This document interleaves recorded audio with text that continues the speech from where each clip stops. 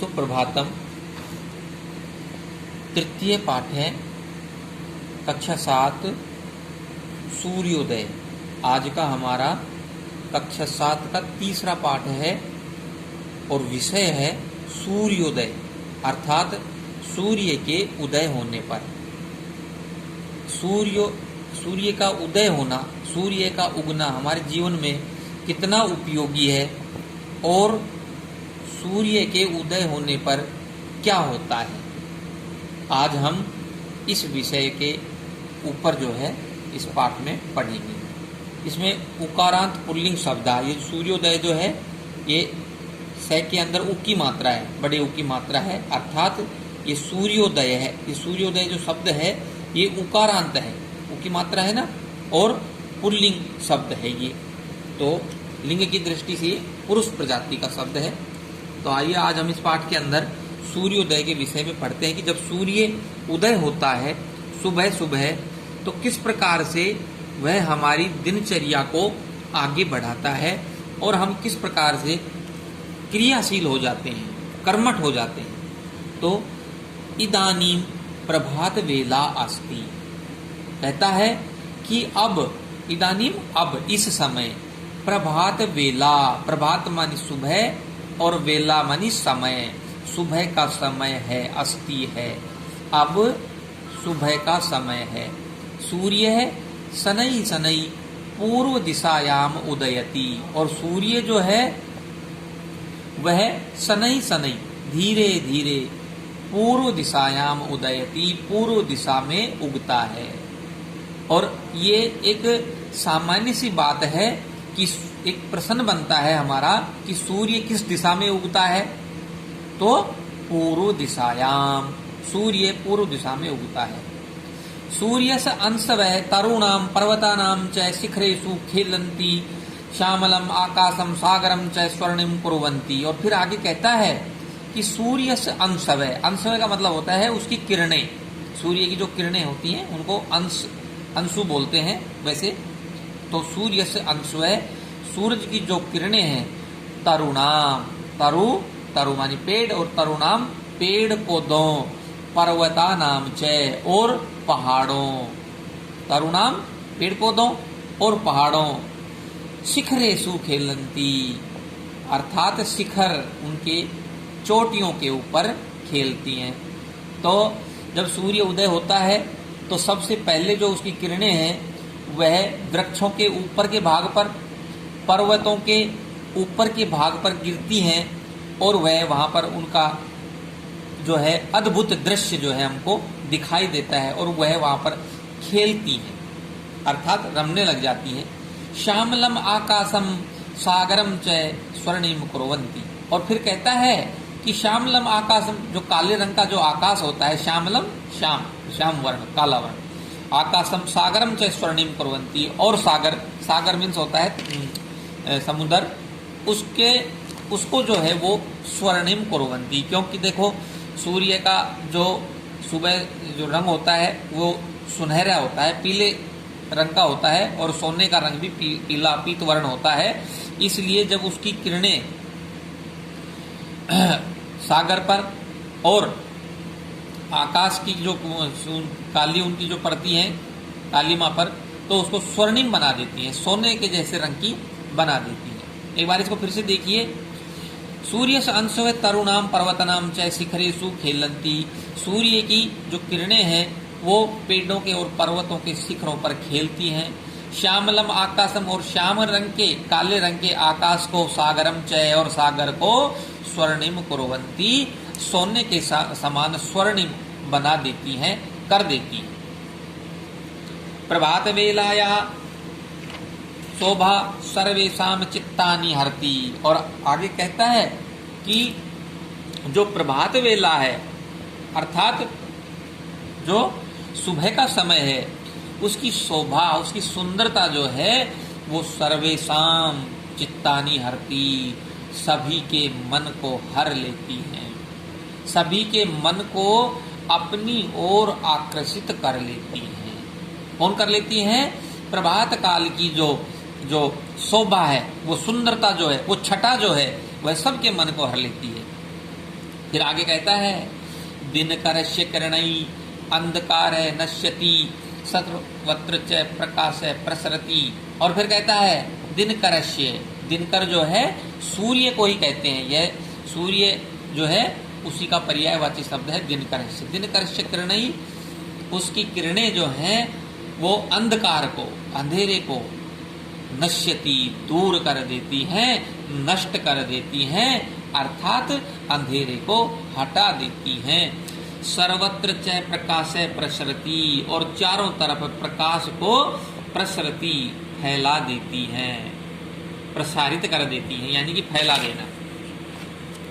खगा पशवे मानवाः च निद्राम त्यक्त्वा उत्तिष्ठन्ति। और आगे कहता है खगा, खग माने होता है पक्षी, पशवे पशु, मानवाः च और मनुष्य, निद्राम त्यक्त्वा अपनी नींद को छोड़ करके उत्तिष्ठन्ति उठ जाते हैं। जैसे ही सूर्य की किरणें पृथ्वी पर पड़ती हैं, उजाला होता है, अंधकार दूर हो जाता है, और उस प्रकाश को देख करके सभी इस जितने भी पक्षीगण हैं वो, जितने भी पशु हैं वो, और मनुष्य जो है अपने आलस्य को, अपनी नींद को त्याग करके खड़े हो जाते हैं। खगानाम कलरवः वातावरणम गुंजितम भवति। और खगानाम पक्षियों के कलरवः चहचहाहट को, चहचहाहट से या उनकी आवाज से, मधुर आवाज से वातावरणम गुंजितम भवति, पूरा वातावरण जो है वो गुंजायमान हो जाता है, अर्थात खिल उठाता है, आनंदित हो जाता है। वाटिकासु तरुणाम शाखासु पुष्पाणि सरोवरेषु च कमलानि विकसन्ति। और फिर कहता है जब सूर्य उदय होता है, ये सारी प्रक्रिया कब प्रारंभ होती है? सूर्योदय होने के बाद में, सूर्य के उदय होने के बाद में। कहता है कि वाटिकासु, वाटिकाओं में, बगीचों में, बाग में, तरुणाम शाखासु और पेड़ों की शाखाओं पर, पुष्पाणि फूल जो है उस सरोवरेषु च, और तालाबों में कमलानि विकसन्ति, अर्थात जो वाटिका है उनके अंदर जो पेड़ हैं, तरुणाम पेड़ वृक्ष जो हैं, उनकी शाखाओं पर फूल विकसन्ति खिल जाते हैं, विकसित हो जाते हैं। और जो सरोवर हैं, तालाब हैं, उनके अंदर जो कमल होते हैं वह भी विकसित हो जाते हैं, अर्थात खिल जाते हैं। कब? जब सूर्य उदय होता है, सूर्य की किरणों को पा करके पुष्प खिल जाते हैं, और तालाबों के अंदर जो पुष्प हैं वो कमल जो हैं वो खिल जाते हैं, और फूल जो हैं वह चारों तरफ से जो है प्रसरित होते हैं। सुगंधेन पूरितः वायु मंदम मंदम बहती, और सुगंध से युक्त पूरितः सुगंधित वायु जो है, हवा जो है, मंदम मंदम बहती, बहती में से बहती है। कैसे? मंदम मंदम, धीरे धीरे। और सुबह का जब मौसम होता है उस समय जो हवा बहती है वो बहुत ही पवित्र और सुगंधित होती है, और वह हमारी तंद्रा को दूर करती है, आलस्य को दूर करती है, और वह वायु जो है हमारे मन को जो है प्रसन्न करती है, धीरे धीरे बहती हुई वह हमको आनंद प्रदान करती है। मंदिरेभ्यः शंख ध्वनि मस्जिदेभ्यः अजानम गुरुद्वारेभ्यः च शबद कीर्तनम वातावरणम पुनीतम कुर्वन्ति। और आगे कहता है कि मंदिरेभ्यः, मंदिरों में शंख ध्वनि, और जो प्रातः काल होता है सुबह सुबह मंदिरों में शंख की ध्वनि होती है, देवताओं की आरती होती है, शंख की आवाज होती है। मस्जिदेभ्यः अजानम, और मस्जिदों में अजान गाया जाता है, और गुरुद्वारों के अंदर शब्द कीर्तन का जो है गुणगान किया जाता है, शब्द जो है सुनाए जाते हैं, और उनसे वातावरण, वहाँ का पूरा वातावरण, पूरे नगर का वातावरण, पूरे गांव का वातावरण जो है पुनीतम अर्थात पवित्र कुर्वन्ति कर देते हैं। सुबह सुबह मंदिरों के घंटे बजते हैं, मंदिरों में आरती होती है, मस्जिदों में अजान पढ़ाई जाती है, और गुरुद्वारों में शब्द कीर्तन जो होता है, उससे पूरा प्रातःकालीन वातावरण जो है पवित्र हो जाता है, अर्थात ये पवित्र कुर्वन्ति कर देते हैं।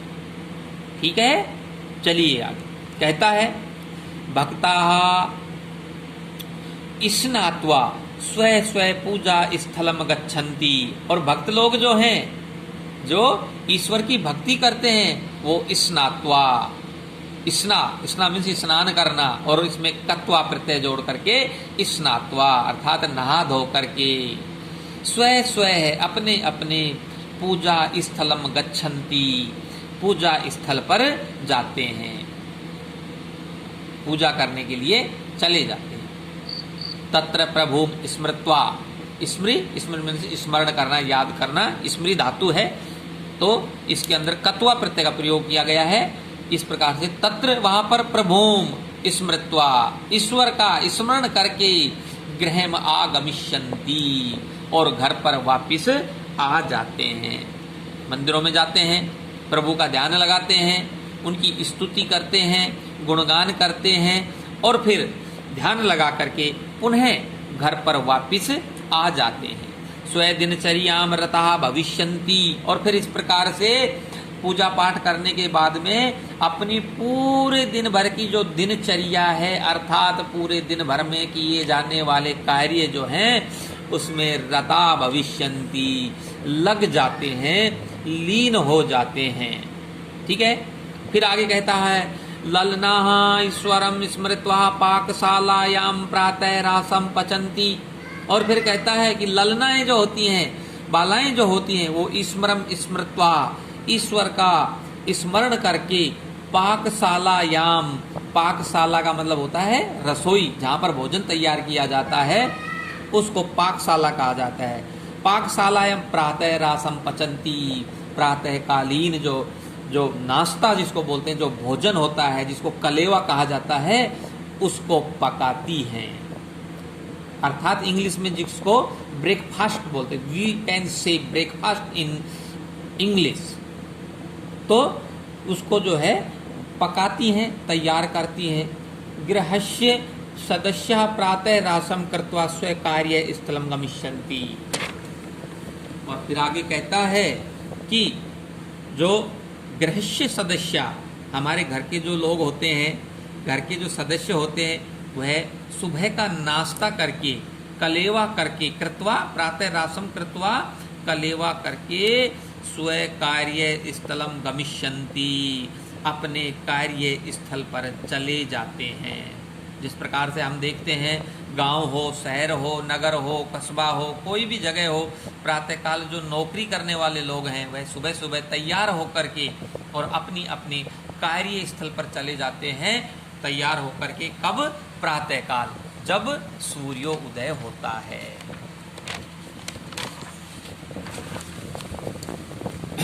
आगे कहता है बाला अपि पुस्तकानि आदाय विद्यालयम गच्छन्ति। बालक जो हैं वह भी, बाला अपि बालक भी पुस्तकानि आदाय, पुस्तकों को लेकर के विद्यालयम गच्छन्ति, विद्यालय में चले जाते हैं। विद्यालय में चले जाते हैं, क्यों चले जाते हैं? पढ़ाई करने के लिए। विद्यालय में क्या होता है? पढ़ाई का कार्य होता है। तो पुस्तकों को पढ़ने के लिए विद्यालय में कौन जाता है? बालक।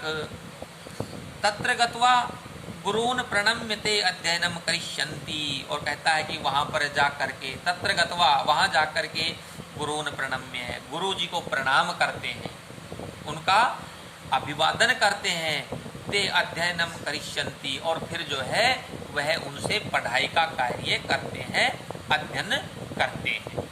आगे कहता है भास्कर है भानु सहस्त्रांशु रवि च सूर्यस्य अभिधानानि सन्ति। और आगे कहता है कि भास्कर, भानु, सहस्त्रांशु, रवि और सूर्य, ये सभी जो हैं सूर्य के पर्यायवाची हैं अथवा उसके अन्य बोले जाने वाले नाम हैं। सूर्य को और कई नामों से जो है बोला जाता है, जिसमें कौन कौन सा नाम है हमारी जो है पुस्तक में दिया गया है। क्या?